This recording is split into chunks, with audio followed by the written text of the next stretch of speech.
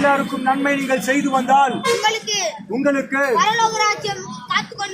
பரலோக ராஜ்யம் உங்களுக்காக காத்துக் கொண்டிருக்கிறது.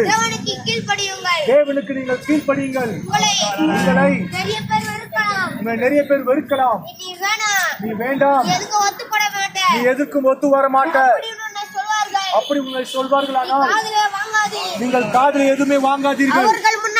அவர்கள் முன்பாகவே இயேசு கிறிஸ்து 1000 மடங்கு உங்களை உயர்த்துவார். மனம் திரும்புங்கள். கடைசி காலமாக இருக்கிறது. இயேசு கிறிஸ்து உங்களை அழைக்கிறார். அன்போடு அழைக்கிறார். அவரிடம் செல்லுங்கள். பாவத்தை விட்டு செல்லுங்கள். பாவத்தை விட்டு விடுங்கள். செல்லுங்கள். பாவத்தை விட்டு செல்லுங்கள். மனம் திரும்புங்கள். கடைசி காலமாக இருக்கிறது. உங்களுக்காக பிரார்த்தனை எடுக்க போகிறோம். நாங்கள் பிரார்த்தனை எடுக்க போகிறோம். ஜெபம் வேண்டும் என்றவர்கள் உங்களுடைய அருகாமையில் வரலாம். வெட்கம் இல்லாமல் கூச்சம் இல்லாமல் என் தேவனாகிய இயேசுவை வரலாம். தேவனாகிய இயேசுவை நீங்கள் வாருங்கள். ஆமென். ஆண்டவராகிய இயேசு கிறிஸ்து உங்களை யாவரையும் அழைக்கிறார். ஏன் உங்களை அழைக்க வேண்டும்?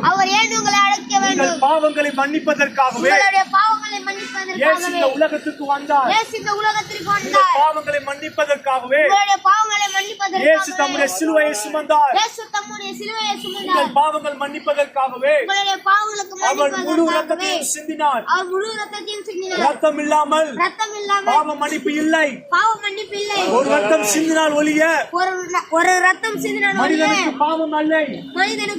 பாவம் மன்னிக்கப்படுமேனோ ஆனால் இயேசுவின் ரத்தத்தினால் நீங்கள் கழுவப்பட வேண்டும். இயேசுவின் ரத்தத்தினால்தான் உங்கள் பாவங்கள் எல்லாம் மன்னிக்கப்படும். இல்லைனா உங்கள் பாவங்கள் மன்னிப்பு இல்லை.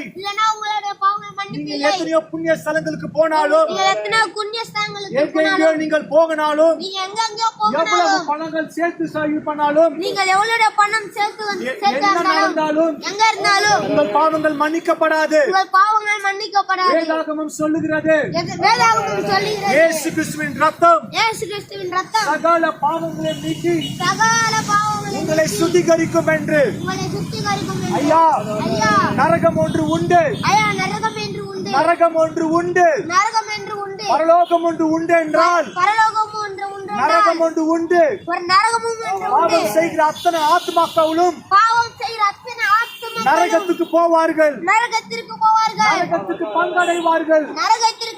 நீங்கள் யாரும் நரகத்துக்கு போக கூடாது என்பதற்காகவே நாங்கள் கத்திக் கொண்டிருக்கிறோம். இயேசு உங்களை யாவரையும் நேசிக்கிறார். இயேசு யாவரும் உங்களை அன்பாக அழைக்கிறார். இதுவே ரட்சணைய நாள். இதுவே மனம் திரும்ப வேண்டிய நாள். இதுவே நீங்கள் பாவத்தை மனம் அறிக்கையிடுகிற நாள். இந்த நாளை நீங்கள் விட்டு விடாதீர்கள். இயேசு யாவரும் உங்களை ஆசீர்வதிக்க வல்லவராய் இருக்கிறார். உங்கள் துக்கம் சந்தோஷமாய் மாறும். இயேசு உங்கள் வாழ்க்கையில வந்தால் உங்கள் துக்கம் சந்தோஷமாய் மாறும். நீங்கள் இயேசுவை ஏற்றுக்கொண்டால் உங்கள் பாவங்கள் எல்லாம் மன்னிக்கப்படும். அறிக்கையிட்டால் உங்களுடைய வீடு எல்லாம் ரட்சிக்கப்படும். இயேசு உங்களுக்கு சமாதானத்தை தருவார். உலகம் தரக்கூடிய சமாதானம் இயேசு உங்களுக்கு தருவார். இயேசு உங்களுக்கு நித்திய ஜீவனை கொடுப்பார். இயேசு உங்களுக்கு வாழ்வை அளிப்பார்.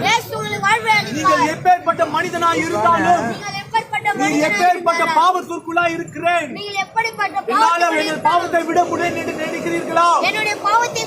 ஐயா, இயேசுவால் எல்லாம் முடியும். இயேசு உங்கள் பாவத்தை மன்னிக்க கூடும். உங்கள் பாவத்தை இப்பொழுதே இயேசுவால் மன்னிக்க கூடும். உங்களுக்கு விடுதலை தர அவளால் கூடும். இயேசு தந்தால் விடுதலை, அற்புதமான விடுதலை.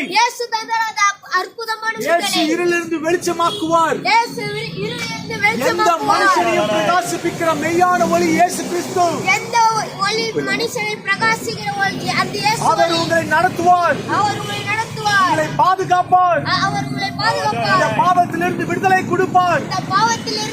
நீங்கள் இந்த பாவத்தில் விடுதலை வேண்டுமானால் எங்களுடைய அருகாமையில் வந்து ஜெபித்துக் கொள்ளுங்கள். இயேசு நமக்கு யாவரையும்